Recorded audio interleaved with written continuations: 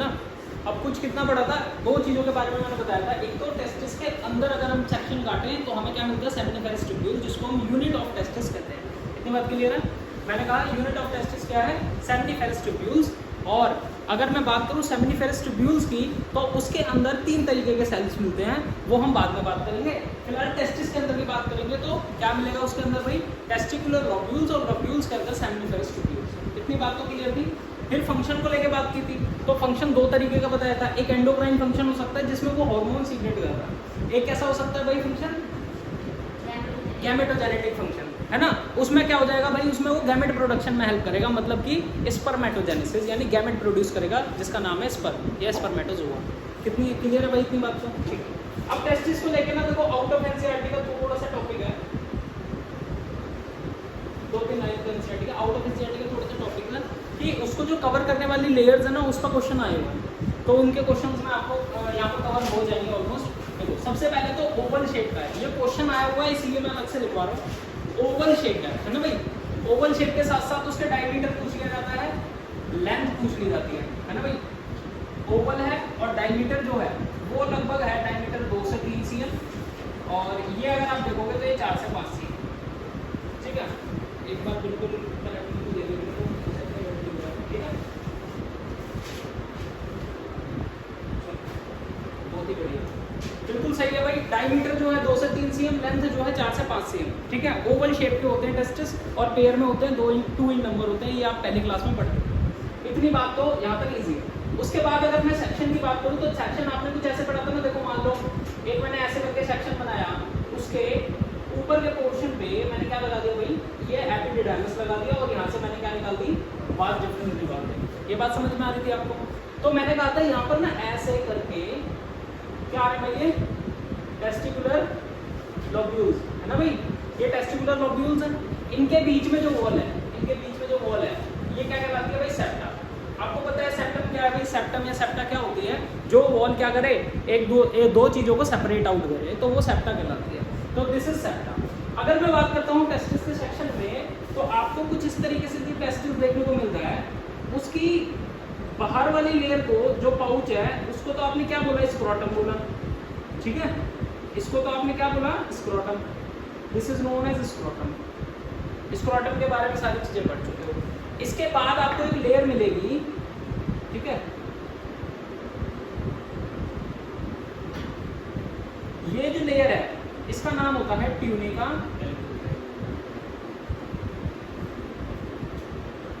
कौन था एलपीजी में, हाँ ठीक है, ट्यूनिका वेजिनैलिस। ठीक है भाई, ट्यूनिका वेजिनैलिस। और ये होती है थिक फाइब्रस कनेक्टिव टिश्यू। आगे बात समझ में, ठीक है भाई। ये क्या है भाई, थिक फाइब्रस कनेक्टिव टिश्यू की लेयर है, जो किसके आसपास बनी हुई है भाई, टेस्टिस के आसपास बनी हुई है, अंदर वाली साइड में। ठीक है, उसके बाद मैं कहता हूँ ये थिक फाइब्रस टिश्यू मैंने मान लो ऐसे डोनेट कर दिया, ये रहा, ठीक है, ये रहा। फिर उसके बाद एक और मेम्ब्रेन सिस्टम आपको दिखाई देगा, एक ना मेम्ब्रेन सी चढ़ी हुई होगी। ठीक है, ये मेम्ब्रेन सबसे अंदर वाली होगी, इसको हम क्या बोलते हैं भाई, ट्यूनिका एल्ब्यूजिन। ठीक है भाई, इसको बोलते हैं ट्यूनिका एल्ब्यूजिन। तो मुझे ये समझ में आया, जब टेस्टिस के सेक्शन में अगर मैं देखता हूँ तो मुझे अंदर क्या मिलते हैं, टेस्टिकुलर लोब्यूल्स मिलेंगे। उन लोब्यूल्स को कवर करने वाली लेयर जो होगी वो कौन सी होगी भाई, ट्यूनिका एल्ब्यूजिना। इसको हम बोलते हैं मेम्ब्रेन। ये एक मेम्ब्रेन सिस्टम होता है, यानी मेम्ब्रेन होती है जो कवर करती है, ट्यूनिका एल्ब्यूजिना। क्लियर है बात। फिर उसके बाद ये सीरस मेम्ब्रेन लिख दो, सीरस मेम्ब्रेन, इसका नाम होता है बेटा सीरस मेम्ब्रेन। सीरस मेम्ब्रेन का मतलब होता है जो हमारे इंटरनल बॉडी ऑर्गन होते हैं ना, जो आउटसाइड टच नहीं करते, उनको कवर करने वाली लेयर जो होती है वो ऐसे सीरस मेम्ब्रेन होती है। तो ये सीरस मेम्ब्रेन है, ट्यूनिका एल्ब्यूजिना। ठीक है, उसके बाद थिक फाइब्रस टिश्यू की लेयर आ रखी है, उसका नाम है ट्यूनिका वेजिनैलिस। वेजिनैलिस, ठीक है भाई। वेजिनैलिस के बाद अगर बाहर वाली लेयर देखोगे तो वो तो आपने पढ़ी हुई है, स्क्रोटम वाली लेयर। कितनी इतनी बात क्लियर है। तो ये देखो, ये जो टॉपिक है ये आउट ऑफ द एनसीईआरटी है, और इसके क्वेश्चन 3-4 मैंने देखे तो मैंने आपको करा दिया। क्लियर है।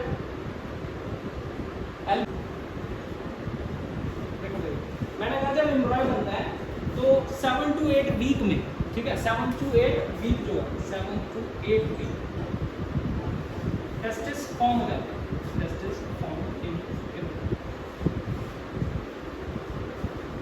या फिर बोल सकते हो डेवलपिंग फीटस, ठीक है। डेवलपिंग फीटस में 7 to 8 वीक पे क्या हो जाएगा, टेस्टिस फॉर्म हो जाएंगे, क्लियर है।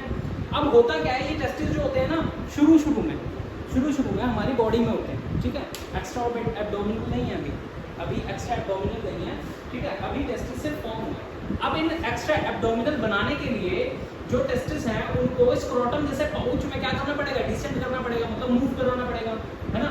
तो ये जो प्रोसेस है डिसेंड कराने वाली प्रोसेस, जिसमें क्या होगा, टेस्टिस पूरे बन जाएंगे और टेस्टिस बनने के बाद वो डिसेंड करेंगे किसमें, स्क्रोटल सैक में। तो ये वाली प्रोसेस जो है वो कब अचीव होती है भाई, 7 to 8 मंथ में, इसमें भाई 7 to 8 मंथ में, जैसा 6 to 7 मंथ भी हो सकता है, 7 to 8 मंथ भी हो सकता है, ठीक है। तो ऐसे लिखना 7 to 8 मंथ, 7 to 8 मंथ में क्या हो जाएगा भाई, the testis formed descend to the scrotal sac through inguinal canal, inguinal canal, inguinal canal। ये तो बात है भाई, आपको inguinal canal क्या है,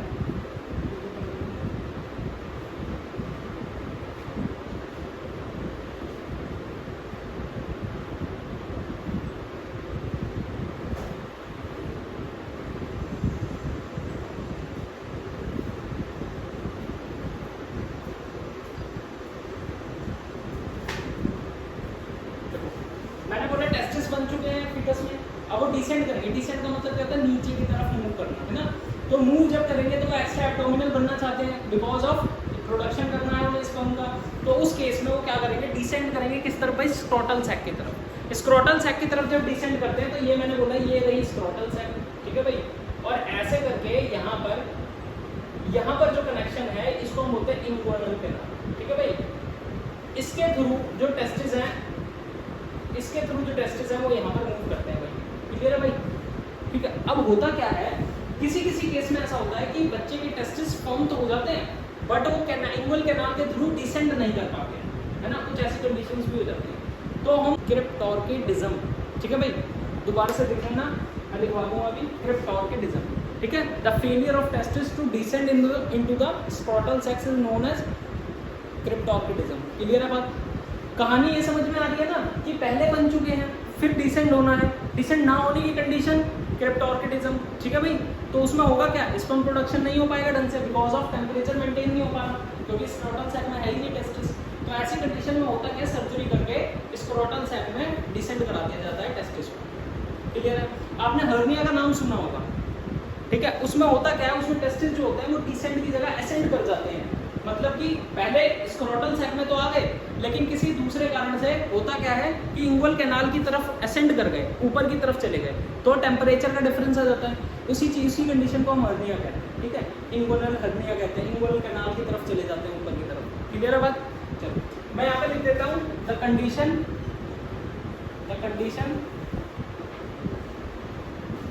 इन विच testis fails to descend in scrotal sac is known as क्रिप्टोर्किडिज्म।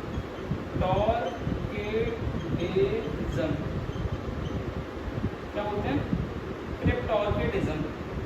आगे बात समझ लो भाई सबको, ठीक है। तो ये कुछ ना थोड़ी सी ऐसी टर्म्स हैं जो अक्सर पूछ लेते हैं, इससे रिलेटेड है इसलिए लिखवा रहा हूँ। हाइड्रोसील कौन सी कंडीशन है, हाइड्रोसील वो कंडीशन है जिसमें क्या हो जाता है भाई, टेस्टिस में एक्यूमुलेशन हो जाता है, किसका, एक्यूमुलेशन ऑफ फ्लूइड, ठीक है, ठीक है। Accumulation of the fluid in testis is known as hydrocele. एक और टर्म लिख लो, पूछी तो नहीं गई थी लेकिन बता देता हूँ, ऑर्किडिज्म। ऑर्किडिज्म होती है इन्फ्लामेशन ऑफ टेस्टिस,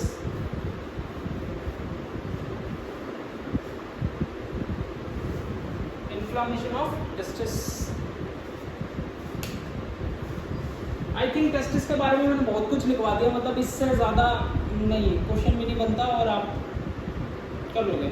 ठीक है भाई, अपना एक बार एनसीईआरटी खोल लेना, एनसीईआरटी की 2-4 लाइनें मिल जाएंगी टेस्टिस के बारे में, वो पढ़ लेना, उसके बाद ये पढ़ लेना, हो जाएगा। ठीक है, तो एक बार टेस्टिस का ओवरव्यू दे दूँ फटाफट से। टेस्टिस में आपका बड़ा ओवल शेप्ड है, डायमीटर पता चल गया, लेंथ पता चल गई, पेयर्ड होते हैं, ये बात ध्यान रखनी है, पेयर्ड होते हैं। क्लियर है? पेयर्ड होने के बाद ये होते हैं किसमें, पाउच लाइक स्ट्रक्चर में, जिसको हम स्क्रोटम सैक बोलते हैं, स्क्रोटम बोलते हैं। क्लियर है बात? उसके बाद आपने टेस्टिस के अंदर की यूनिट पढ़ी जिसको सेमिनिफेरस ट्यूब्यूल कहा जाता है, और लोब्यूल्स 250 से 300 होते हैं, और एक लोब्यूल में सेमिनिफेरस ट्यूब्यूल कितने होते हैं, 1 से 3 होते हैं, और वो हाईली कॉइल्ड होते हैं। क्लियर है इतनी बात? टेस्टिस के जस्ट ऊपर वाले पोर्शन पे आपको मिल जाता है एपिडिडाइमस। एपिडिडाइमस भी हाईली कॉइल्ड स्ट्रक्चर है, बट वो एक तरीके की क्या है, डक्ट है। क्या है वो? डक्ट है एक तरीके की। क्लियर है इतनी बात? टेस्टिस के बारे में और मैंने फंक्शंस के बारे में बताया, जिसमें एंडोक्राइन फंक्शन और गैमेटोजेनिक फंक्शन पढ़ाया। गैमेटोजेनिक फंक्शन और एंडोक्राइन फंक्शन आप अच्छे से जानते हो, हार्मोन सीक्रेशन और स्पर्मेटोजेनेसिस परफॉर्म करते हैं। दूसरी चीज टेस्टिस के बारे में मैंने ये बताया कि during the time of fetus development कब टेस्टिस फॉर्म हो जाता है। ठीक है, when testis form 7 to 8th week, 7 to 8th month के टाइम पे टेस्टिस डिसेंड होते हैं स्क्रोटम में। ठीक है, उस प्रोसेस को अगर वो प्रोसेस फेल हो जाती है, उस प्रोसेस में अगर फेलियर आता है, ठीक है, तो उसको हम बोलते हैं क्रेप्टोर्गिडिज्म। क्लियर है बात? एक्यूमुलेशन ऑफ वाटर या फिर fluid in the testis is known as hydrocele. ठीक है, this condition is known as hydrocele. उसके बाद orchitis, inflammation of the testis. Clear बात? अब मैं यहाँ पे ना बहुत सारे नाम लिख देता हूँ। सबसे पहले मैंने लिख दिया टेस्टिस। ठीक है, ये पढ़ चुके हो, पूरा पढ़ लिया है। इसके बाद टेस्टिस से कनेक्टेड कौन होता है भाई डायरेक्टली? जैसे अगर मैं सेमिनिफेरस ट्यूब्यूल्स बोलूं, सेमिनिफेरस ट्यूब्यूल से क्या कनेक्टेड था? रेटिटेस्टिस। रेटिटेस्टिस के बाद क्या था? वासा डिफरेंशिया। वासा डिफरेंशिया के बाद क्या था भाई? एपिडिडाइमस। यही था। तो अब बच्चों को थोड़ी बहुत क्लियर हो रहा होगा इमेज में कि भाई यहाँ से सेमिनिफेरस ट्यूब्यूल से रेटिटेस्टिस, रेटिटेस्टिस से वासा डिफरेंशिया, वासा डिफरेंशिया से कहाँ भाई? एपिडिडाइमस। ठीक है भाई, मैंने कहा रेटिटेस्टिस क्या है भाई? रेटिटेस्टिस को मैं बोल सकता हूँ ducts get connected to seminiferous tubules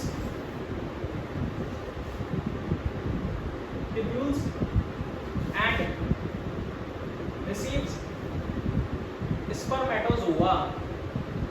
spermatozoa को जो रिसीव करती है वो डक्ट क्या है? रेटिटेस्टिस। आ रही है बात समझ में? सेमिनिफेरस ट्यूब्यूल क्या बना रही है? स्पर्मेटोजोआ बना रही है। स्पर्मेटोजोआ को रिसीव करने वाली कौन सी भाई डक्ट है? रेटिटेस्टिस। रेटिटेस्टिस इन स्पर्मेटोजोआ को पास ऑन करती है किस पे? वास डिफरेंशिया पे। किस पे? वास डिफरेंशिया पे।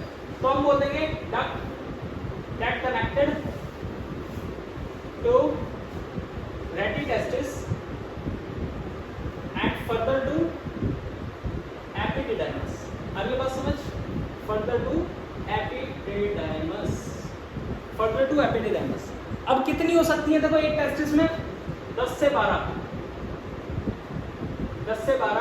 वासा डिफरेंशिया, 10 से 12 वासा डिफरेंशिया कनेक्ट कर लूंगी एपिडिडाइमस से। क्लियर है? उसके बाद में एपिडिडाइमस पे आ जाता हूँ। एपिडिडाइमस अगर मैं बात करता हूँ तो एपिडिडाइमस हाईली कॉइल्ड स्ट्रक्चर है। सबसे पहले ये कैसा भाई?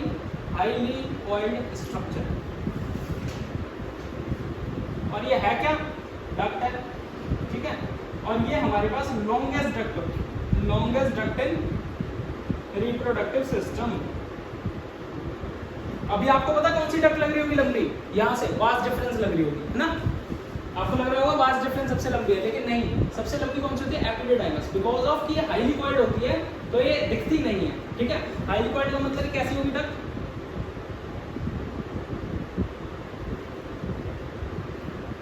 और इसी स्ट्रक्चर को हमने क्या बना दिया था? ऐसे करके बना दिया था। अगली बात समझ में? ऐसे हाईली कॉइल्ड है। ठीक है, तो मैं कहता हूँ एपिडिडाइमस हाईली कॉइल्ड है। एपिडिडाइमस में अगर स्ट्रक्चर देखूं तो कुछ इस तरीके का है। मान लो मैंने ऐसे हाईली कॉइल्ड बना दिया, है ना भाई?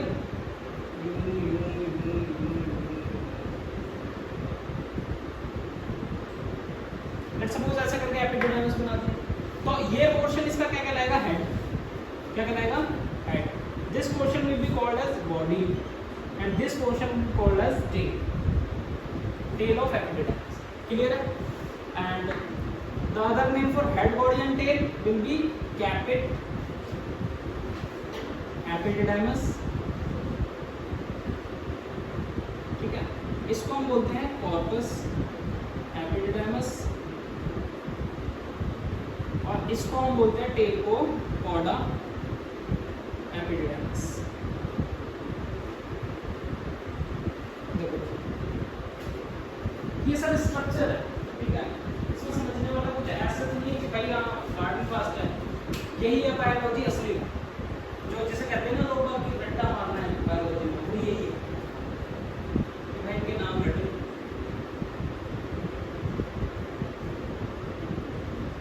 आपको बात में समझ में आ रहा सबको?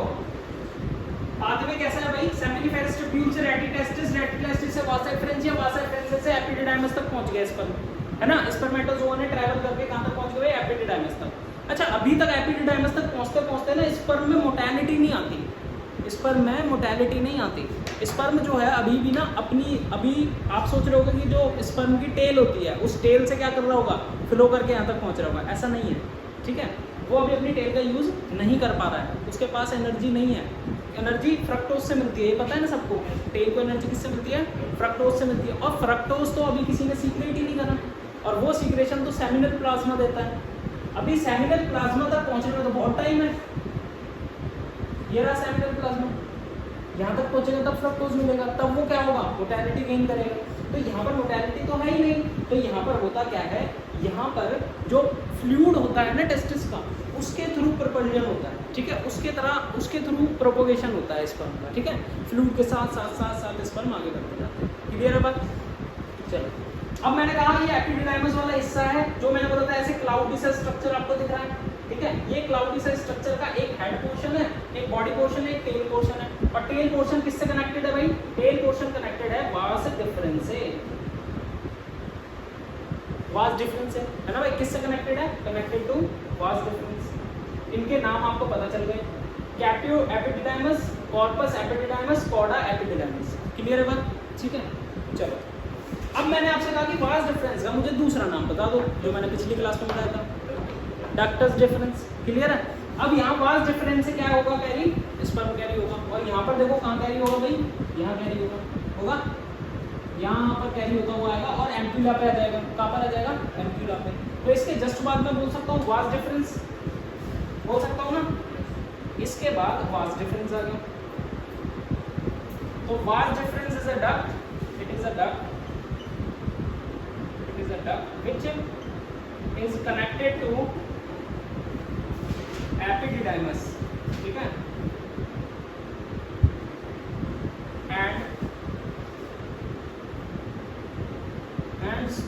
Ends on ejaculatory duct. कहाँ पर जाके खत्म होती है भाई? इजैक्यूलेटरी डक्ट पे जाके खत्म हो रही है ना, इजैक्यूलेटरी डक्ट पे जाके खत्म हो रही है। और ये जो वास डिफरेंस है, इस पे एक स्वॉलन पोर्शन भी था जिसको मैंने एम्प्यूला लिखवाया था, याद है ना?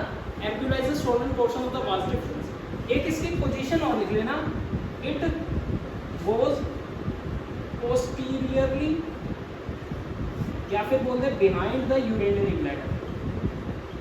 यूरिनरी ब्लैडर के पीछे से जाती है, क्वेश्चन आया हुआ है, पोस्टीरियरली पीछे से जाती है, ठीक है? दो ग्लैंड्स है हमारे पास, पेयर्ड है। देखो जैसे आपको इस साइड दिख रही है ना, वैसे एक इस साइड भी होगी। क्लियर है? वैसे एक इस साइड भी होगी। अभी मैं टीएस बना के दिखाऊंगा आपको, उसमें सब कुछ क्लियर हो जाएगा, ठीक है? सेमिनल वेसिकल्स कितनी है भाई? 2 इन नंबर है। अब ये करती क्या है? दे सीक्रेट नंबर ऑफ सब्सटेंस, बहुत सारे सब्सटेंस सीक्रेट, ठीक है भाई? अगर हम सीमन की बात करें, देखो अगर हम सीमन की बात करें तो सीमन क्या है? सीमन को हम बोलते हैं जैसे sperm plus secretion of seminal vesicle. जितनी भी सीक्रेशन है ना सेमिनल वेसिकल्स की, उसको हम बोलते हैं सेमिनल प्लाज्मा। क्या बोलते हैं? Seminal plasma. देखो ये जो सीक्रेशन ऑफ सेमिनल वेसिकल्स हैं, ये क्या कहलाती है? Seminal plasma. सेमिनल प्लाज्मा के साथ स्पर्म को जोड़ दिया जाए। बेसिकली यहाँ से स्पर्म आ रहा था, यहाँ से स्पर्म आया, और सेमिनल वेसिकल ने कुछ ना कुछ सीक्रेट किया, उस सीक्रेशन को हमने सेमिनल प्लाज्मा कहा, है ना। उस सेमिनल प्लाज्मा के साथ जब स्पर्म मिला इजैकुलेटरी डक्ट में, तो उसको हमने एक वर्ड दिया जिसका नाम है सीमन। इतनी बात समझ में आ गई। तो सीमन की अगर मैं डेफिनेशन बोलूं तो सीमन की डेफिनेशन क्या लिख लोगे आप? सीमन की डेफिनेशन लिख लोगे spermatozoa along with secretion of seminal vesicle या फिर seminal plasma। ये बात तो समझ में आ गई भाई सबको, ठीक है। अगर मैं सेमिनल प्लाज्मा की कॉम्पोजिशन की बात करूं तो उसमें क्या क्या हो सकता है? सेमिनल प्लाज्मा की कॉम्पोजिशन की बात करूं तो क्या हो सकता है? देखो, वो होता है विस्कस फ्लूइड। विस्कस का मतलब समझते हो? विस्कस का मतलब समझते हो? अब विस्कस में समझाता हूँ। कभी चावल उबलते हुए देखे हैं? जब चावल उबलते होते हैं तो उसका जो पानी होता है, उस पानी को कभी हाथ पे लेना तो दानेदार सा पानी होता है, उसमें हल्का हल्का दाना होता है और थोड़ा रफ रफ अपीयरेंस का होता है। जब उंगलियों में लगाओगे ना तो थोड़ा सा रफ रफ सा लगेगा आपको। या दाल का पानी देखा है आपने? दाल का पानी जो होता है वो हल्का सा हाथ में लोगे तो रफ रफ सा होता है, और अपना जो ये नॉर्मल पानी पीने वाला है ये स्मूथ होता है बिल्कुल। तो विस्कस का मतलब क्या है? उसमें विस्कोसिटी होगी, यानी थोड़ा सा रफ अपीयरेंस का होगा, है ना। तो विस्कस फ्लूइड होगा, स्लाइटली एल्कलाइन पीएच। पीएच कैसा होगा? एल्कलाइन। एल्कलाइन का मतलब 7.4 के आसपास। कितना भाई? 7.4 के आसपास। सेमिनल प्लाज्मा, इसमें विटामिन सी मिल जाएगा आपको। क्या मिल जाएगा? Vitamin C. इसमें आपको प्रोस्टाग्लैंडिन्स मिल जाएंगे। क्या मिल जाएंगे? प्रोस्टाग्लैंडिन्स। प्रोटीन्स हैं, सीक्रेट कर रहे हैं प्रोस्टाग्लैंडिन्स, ठीक है। इसमें आपको बहुत सारे फैक्टर्स ऐसे मिलेंगे जो क्लॉटिंग फैक्टर्स होंगे। क्या होंगे? क्लॉटिंग फैक्टर्स होंगे, ठीक है। तो प्रोस्टाग्लैंडिन का काम क्या है बेटा? प्रोस्टाग्लैंडिन का काम है, जब वेजाइना में इजैकुलेट कर दिया गया स्पर्म को, तो स्पर्म की मोटालिटी तो आनी है, फिजियोलॉजिकल चेंजेस भी आने हैं, और कुछ फिजियोलॉजिकल चेंजेस क्रिएट करने हैं वेजाइना में, तो उस काम आता है प्रोस्टाग्लैंडिन। क्लियर है बात? दूसरी चीज है क्लॉटिंग फैक्टर्स। आपने देखा होगा स्पर्म इजैकुलेट होने के बाद कुछ टाइम बाद क्या हो जाता है? क्लॉट हो जाता है। तो वो क्लॉटिंग फैक्टर सीक्रेट करना सेमिनल प्लाज्मा का काम है, यानी सेमिनल वेसिकल्स का। क्लियर है बात? तो ये 3-4 सीक्रेशन मैंने लिखवा दी। विटामिन बहुत है, फ्रक्टोज सबसे मैंने छोड़ दिया, फ्रक्टोज, ठीक है भाई, फ्रक्टोज सीक्रेशन। अब जो सीमन है ना, सीमन, अब वो देखो इसकी सेमिनल प्लाज्मा और स्पर्मेटोजोआ मिला के है, तो मैं कहता हूं कि सीमन में 60 to 70% कॉम्पोजिशन किसकी होती है?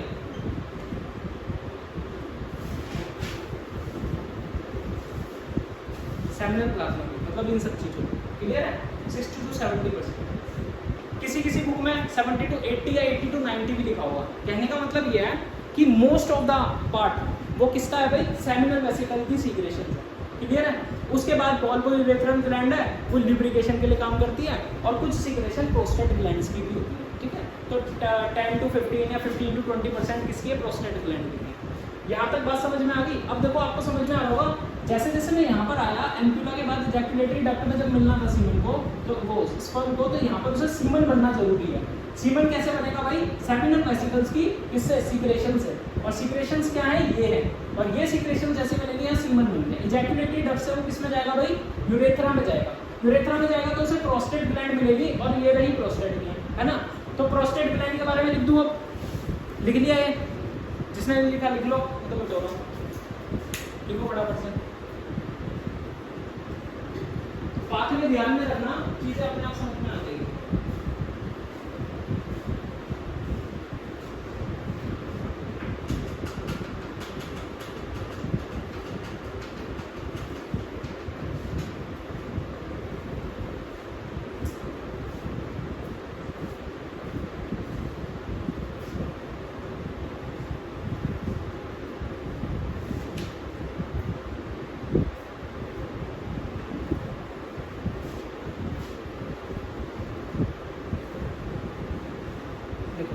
अब आप आते हैं प्रोस्टेट ग्लैंड में। इसके बारे में कुछ ज़्यादा नहीं है आपको पढ़ना, बस इतना पढ़ लो।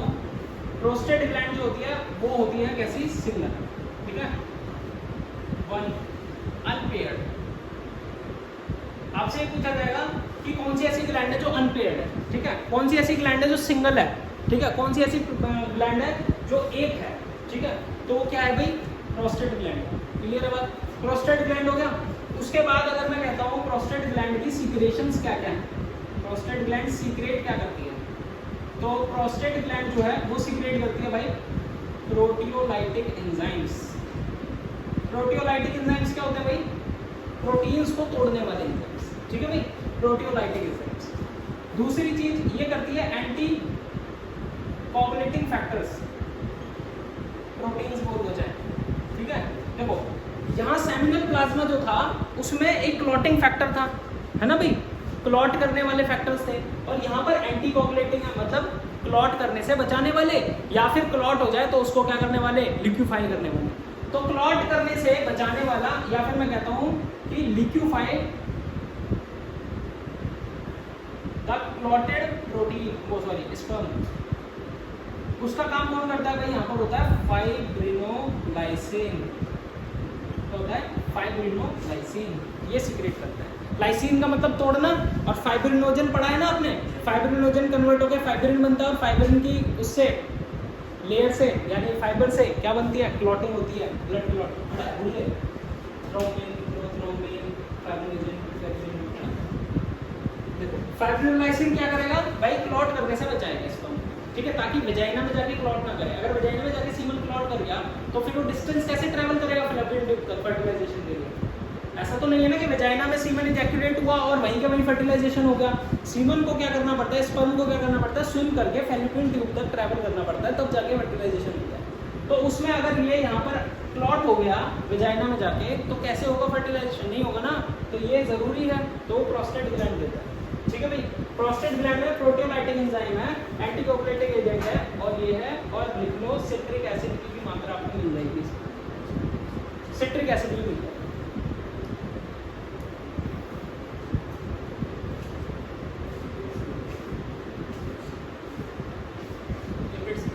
जनरल सी बात है, मैंने बोला प्रोटियोलाइटिक एंजाइम्स, ठीक है, मैंने बोला कुछ ऐसी सीक्रेशंस तो बनी किससे हैं, प्रोटीन से, फैट से, लिपिड से।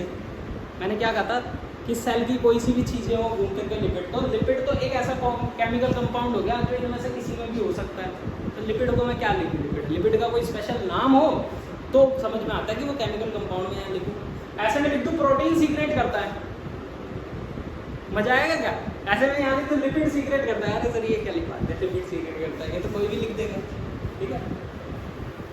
सिट्रिक एसिड करता है, फाइब्रिनोलाइसिन करता है, ये क्वेश्चन आया हुआ है, और ये क्वेश्चन सीबीएसई में आया हुआ है। मजे की बात ये है सीबीएसई में एक प्राइवेट स्कूल के पेपर में आया हुआ है, हम पढ़ रहे थे उस पेपर को, उस पेपर में ग्लैंड हो गया। अब देखो मजेदार ये बात है कि वॉल्वो यूरेथ्रल ग्लैंड आपको पढ़नी है और इसके बारे में कुछ नहीं पढ़ना होगा, वॉल्वो यूरेथ्रल ग्लैंड, ठीक है।